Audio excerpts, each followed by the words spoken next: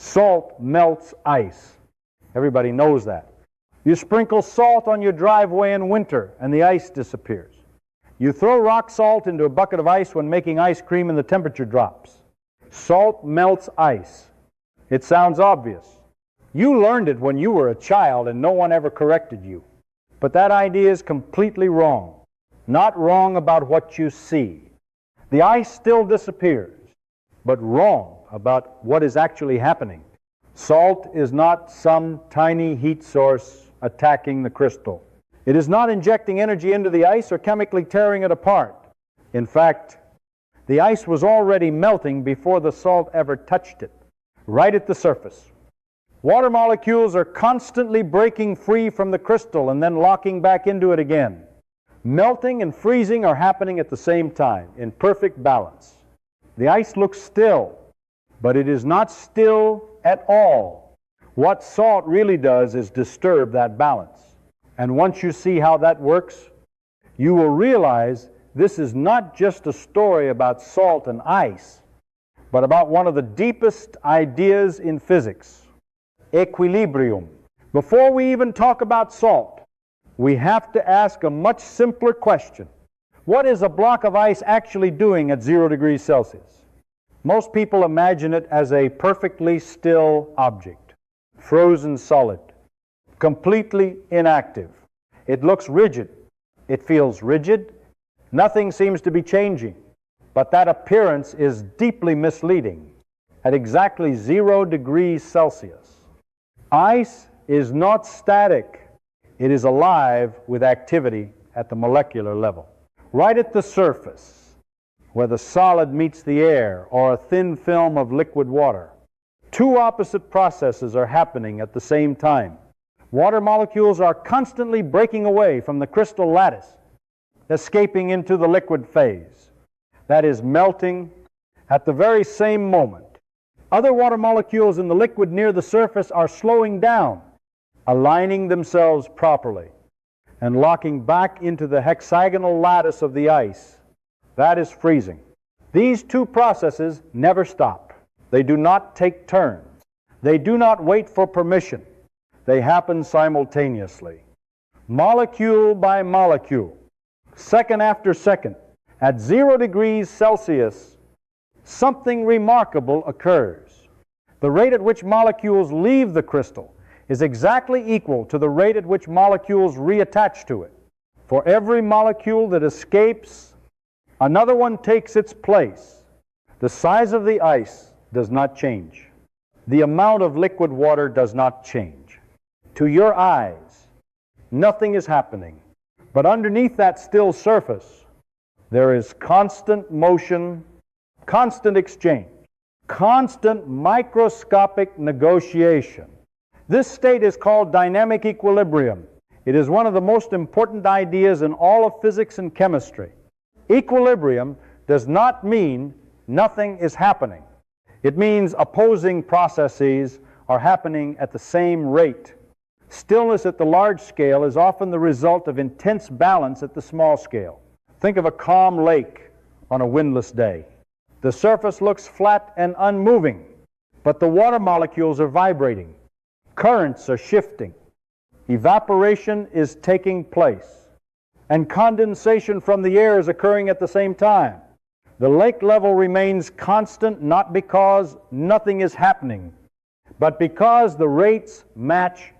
Or imagine a cup of coffee sitting on a desk in a room where the air is humid. Water molecules are constantly leaving the surface and entering the air as vapor.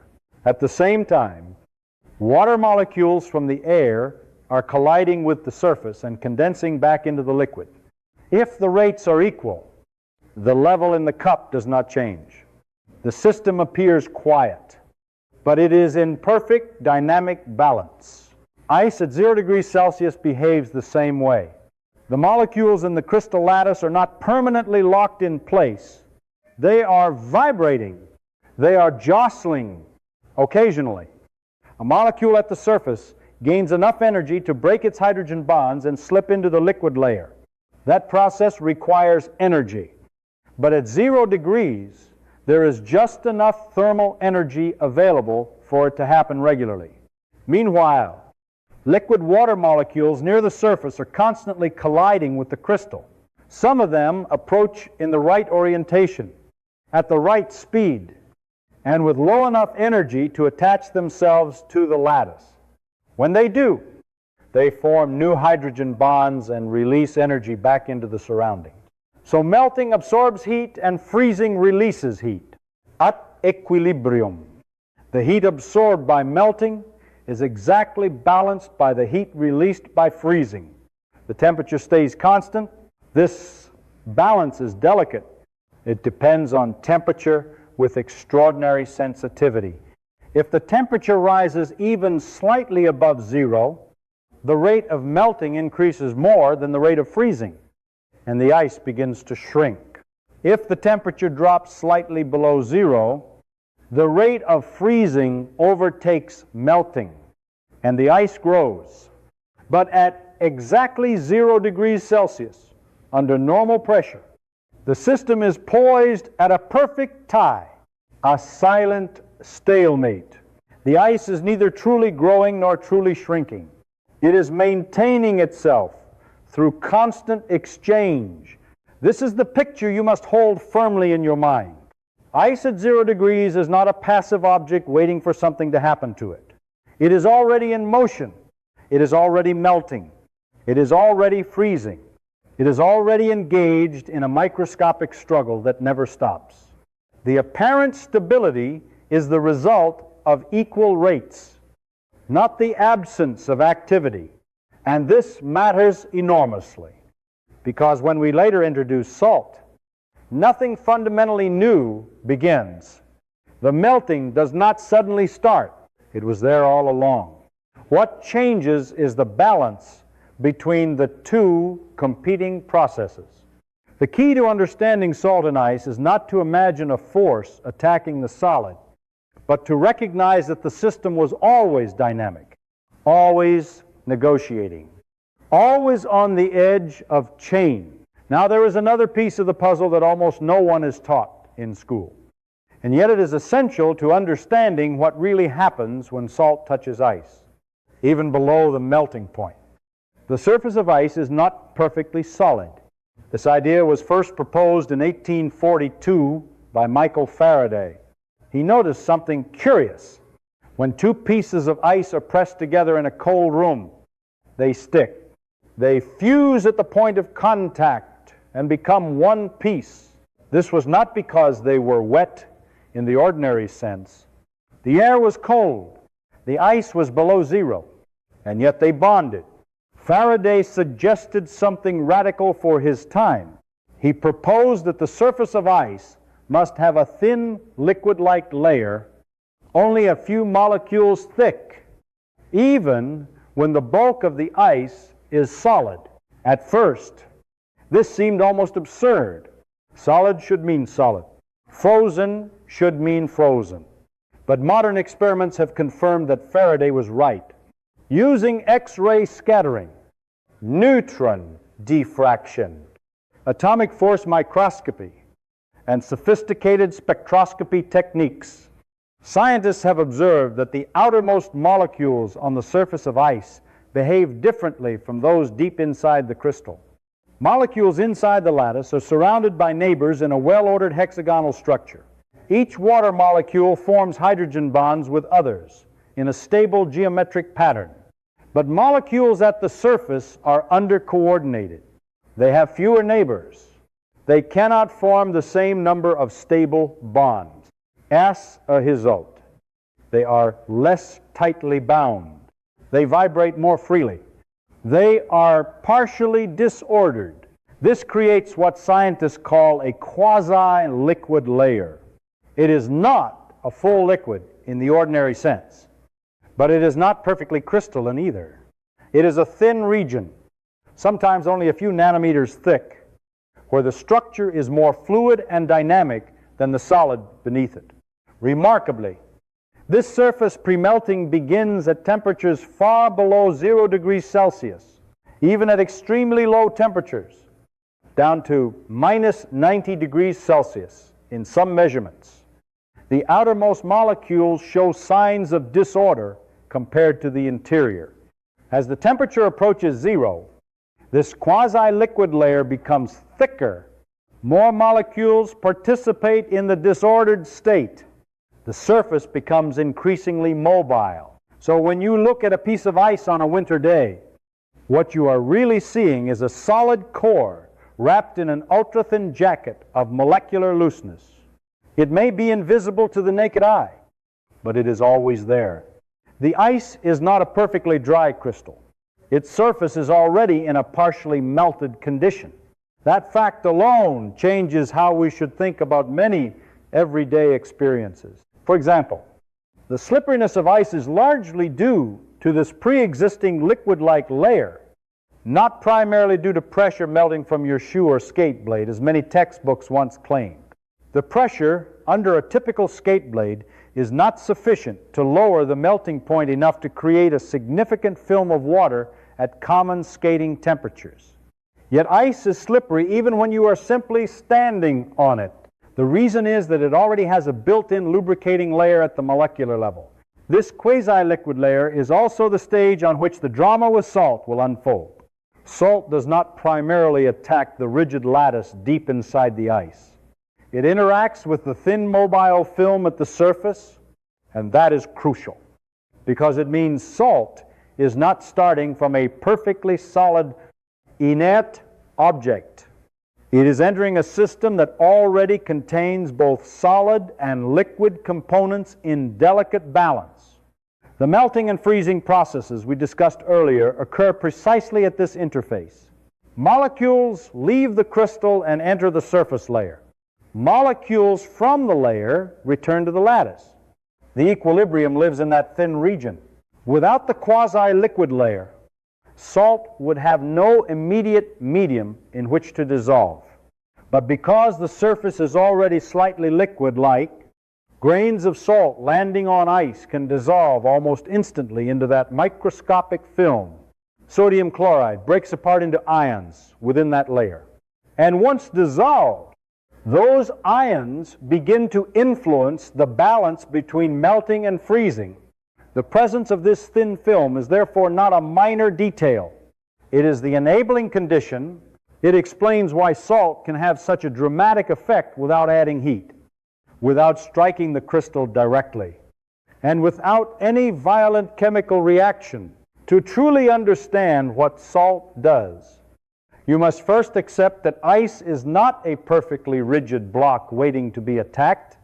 It is a dynamic system with a mobile surface, already fluctuating, already exchanging molecules between phases.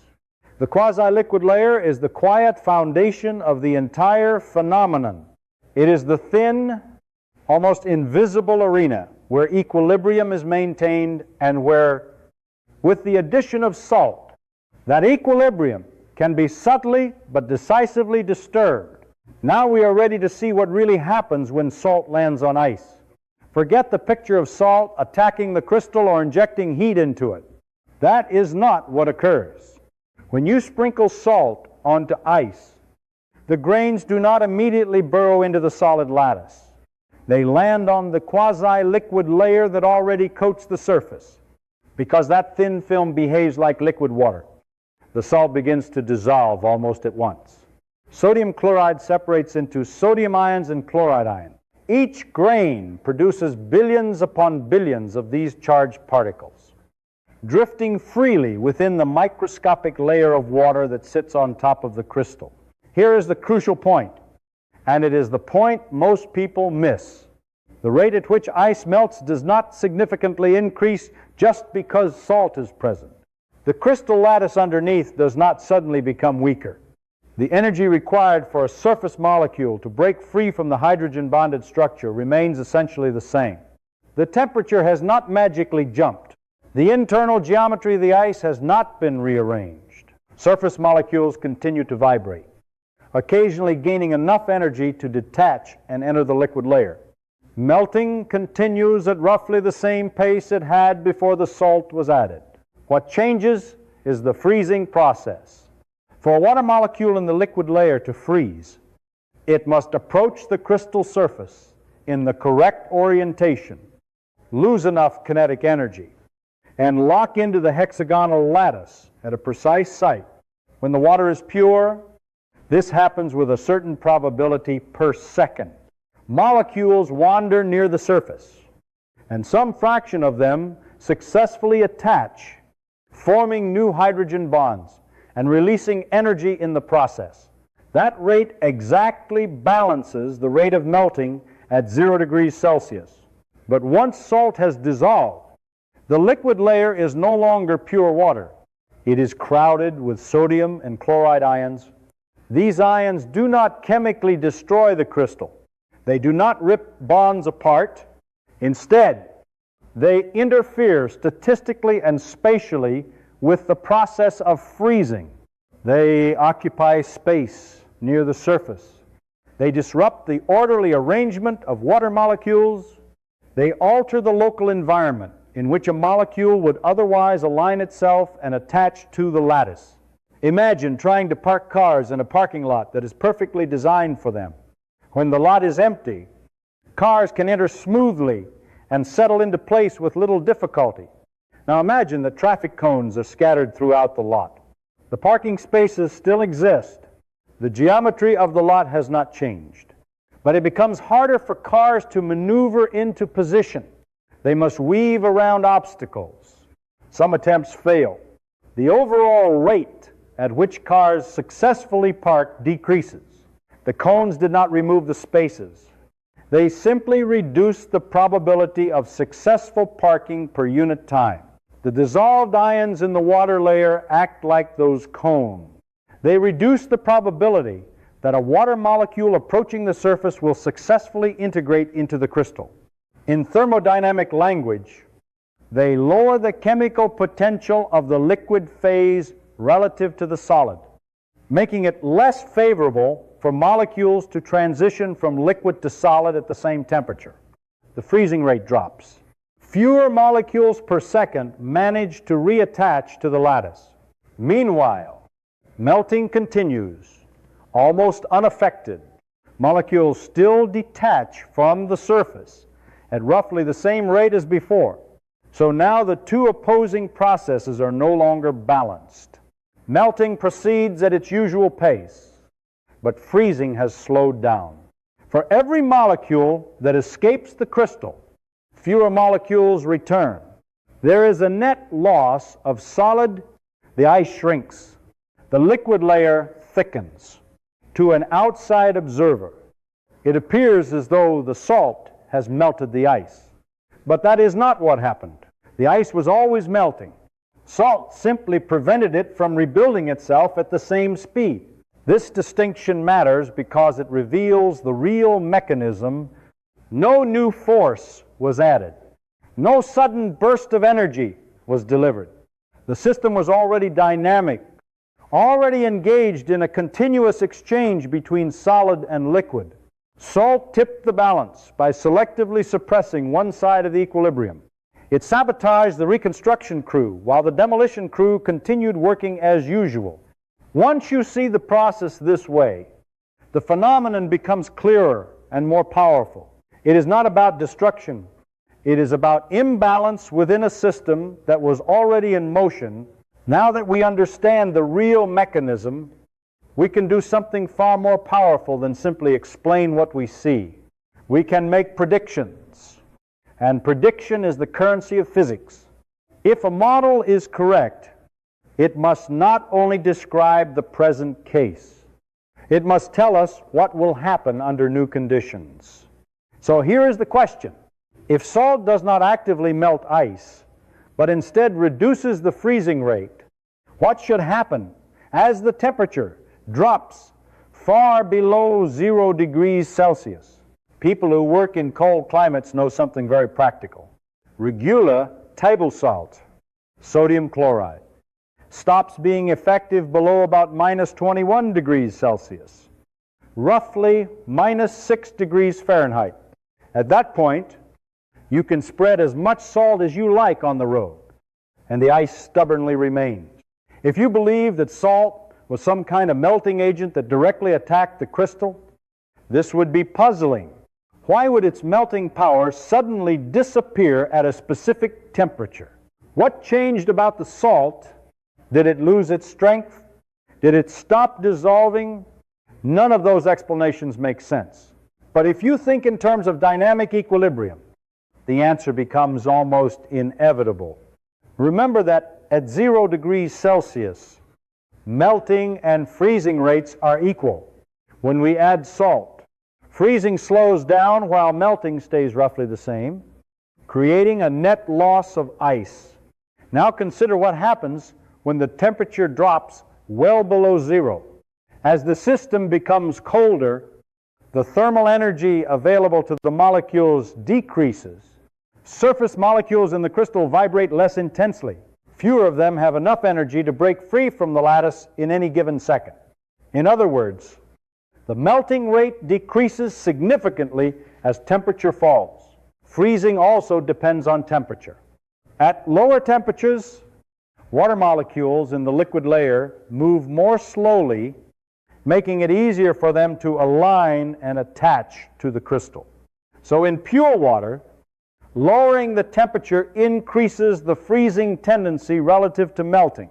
When salt is present, freezing is still hindered by the dissolved ion, but the baseline tendency toward freezing grows stronger as temperature drops. Meanwhile, melting becomes dramatically weaker because fewer molecules have sufficient energy to escape the lattice. Eventually, at a sufficiently low temperature, even though freezing is partially suppressed by the ions, the melting rate has fallen so much that the two processes become equal again. A new equilibrium is established. At that specific composition and temperature, the rate of melting once again matches the reduced rate of freezing. The system stabilizes. No further net melting occurs. The ice remains solid. That temperature for a saturated sodium chloride solution is about minus 21 degrees Celsius. This is known as the eutectic point. The eutectic point is not an arbitrary number. It is not an experimental accident. It is a direct consequence of the balance between thermal energy, molecular motion, and the statistical effect of dissolved particles on phase transitions. At that composition, the solution and the solid can coexist in equilibrium at a lower temperature than pure water can. But below that temperature, even a fully saturated brine cannot prevent freezing from catching up to melting. The system finds a new balance, just at a colder point. This result would be impossible to anticipate if you believe that salt simply injected melting power into ice. But once you see salt as a factor that shifts equilibrium by lowering the freezing rate, everything falls into place. As temperature drops, the natural melting tendency weakens faster than the salt can compensate by hindering freezing. At minus 21 degrees Celsius, the suppression of freezing is exactly balanced by the reduced melting rate. The war returns to a stalemate, only at a different temperature. This is a beautiful example of how understanding mechanism leads to predictive power. The fact that sodium chloride has a specific lower limit of effectiveness is not mysterious. It is the logical outcome of how melting and freezing rates depend on temperature and dissolved particles. The ice does not stop responding because the salt changed its mind. The system simply reestablishes equilibrium under new conditions. Nature does not abandon balance. It shifts it. And once you recognize that pattern, you begin to see equilibrium not as a special case, but as the default language in which physical systems operate. There is another consequence of this mechanism that at first seems almost paradoxical. When you add salt to ice, the mixture does not simply become wet. It becomes colder. Anyone who has made ice cream the old-fashioned way knows this. You pack ice around a metal container filled with cream. You pour rock salt over the ice, and instead of warming up as the ice disappears, the entire mixture drops well below 0 degrees Celsius. The ice actually gets colder as it melts. If salt were supplying energy to melt the ice, this would make no sense. Melting requires energy. If salt were somehow injecting heat into the system, the temperature should rise, not fall. Yet the opposite happens. The explanation lies in the energy balance between melting and freezing. Melting is an endothermic process. That simply means it absorbs heat. To remove a water molecule from the crystal lattice, hydrogen bonds must be broken. Breaking bonds requires energy. That energy must come from somewhere, usually from the surrounding water and ice. Freezing is the reverse process. When a water molecule locks into the lattice and forms hydrogen bonds, energy is released as heat. Under normal conditions at 0 degrees Celsius, melting and freezing occur at equal rates, and the heat absorbed by melting is exactly balanced by the heat released by freezing. The temperature remains constant because the energy flows cancel each other out. Now introduce salt. As we established, melting continues at roughly the same rate, but freezing slows down because dissolved ions interfere with the attachment of water molecules to the crystal. That means fewer new hydrogen bonds are being formed per second. Fewer bonds formed means less heat released. Meanwhile, bonds are still being broken at nearly the same rate as before, and breaking bonds continues to require energy, so more energy is being absorbed than released. There is a net absorption of heat from the surroundings. Where does that heat come from? It comes from the ice and water mixture itself, and from anything in contact with it. The system draws thermal energy from its environment in order to sustain the ongoing melting. As energy is removed, the temperature drops. The colder temperature reduces the melting rate somewhat and increases the freezing tendency, until eventually a new equilibrium is reached at a lower temperature. But during the transition, the mixture can cool dramatically, often reaching temperatures close to minus 20 degrees Celsius in a salt ice bath. This is why a simple combination of ice and salt can create temperatures far below the normal freezing point of water. It is not because salt is cold by itself. It is because salt disrupts the balance between melting and freezing, allowing melting to dominate temporarily. Since melting absorbs heat, the system effectively consumes thermal energy without an equal release from freezing. The result is a drop in temperature. This principle was used for centuries before electric refrigeration existed. By carefully controlling the ratio of ice to salt, people could create a stable, low-temperature environment sufficient to freeze cream into ice cream or to preserve food. The physics behind it is elegant. No mechanical compressor is required. No external cooling agent is needed. The system cools itself by shifting its internal equilibrium. Again, the deeper lesson is about balance. At equilibrium, energy flows are matched and temperature remains steady. Disturb that equilibrium by selectively slowing one process, and the energy bookkeeping changes. The temperature adjusts until a new balance is achieved. The cooling effect of salt on ice is not an accident. It is the direct thermodynamic consequence of allowing bond breaking to outpace bond formation. Once you see it that way, the paradox disappears, and what seemed mysterious becomes inevitable. If the mechanism we described is correct, then another prediction follows naturally. It should matter what kind of salt you use, not because of some dramatic chemical reaction with ice, but because different salts produce different numbers of dissolved particles in the liquid layer. In very cold climates, cities often switch from sodium chloride to calcium chloride when temperatures drop far below zero. Calcium chloride continues to work at temperatures where ordinary table salt fails. If salt were simply a melting agent attacking ice, this difference would be puzzling.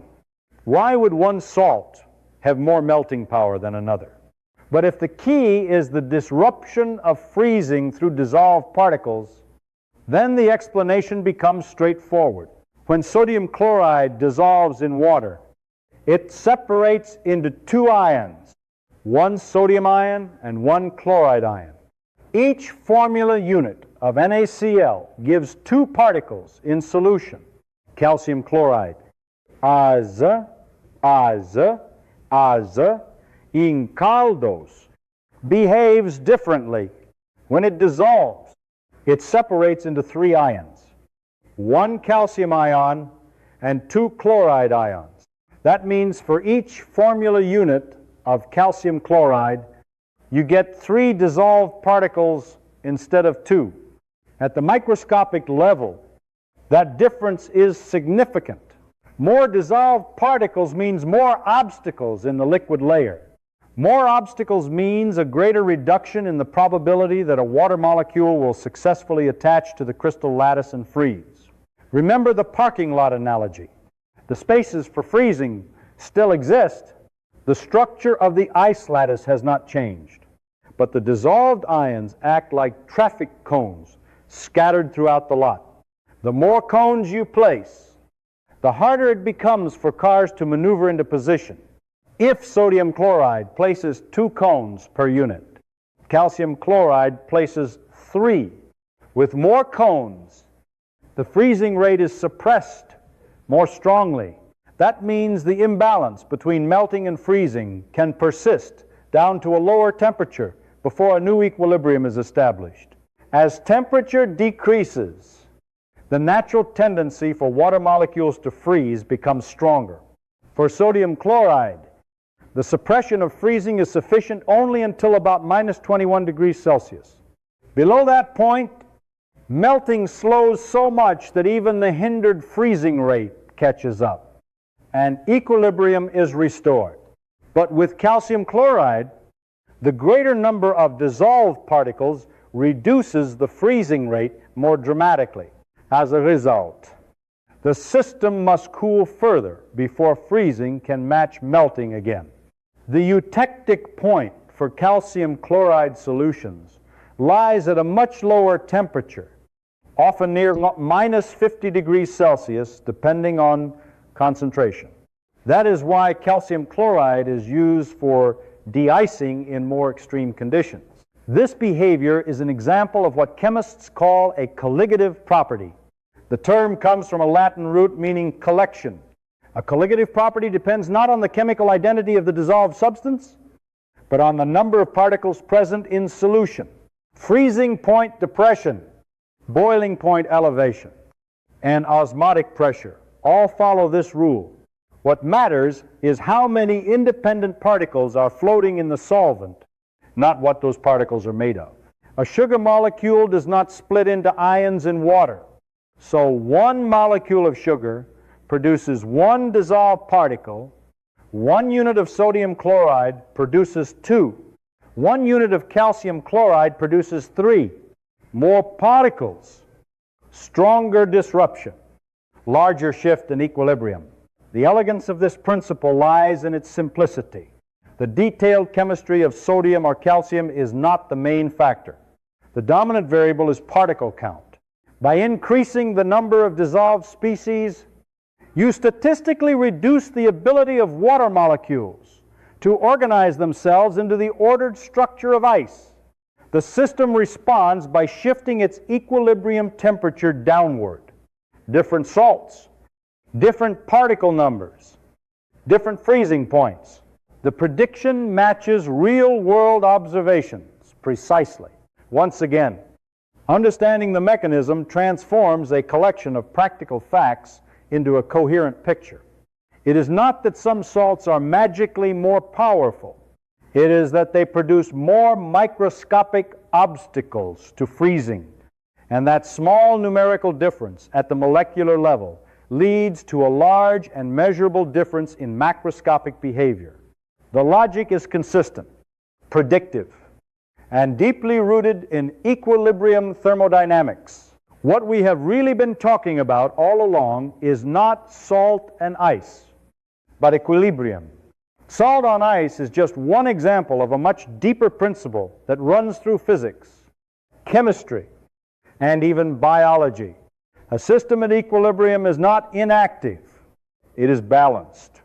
Opposing processes occur at equal rates, and the macroscopic world appears stable because the microscopic world is perfectly matched.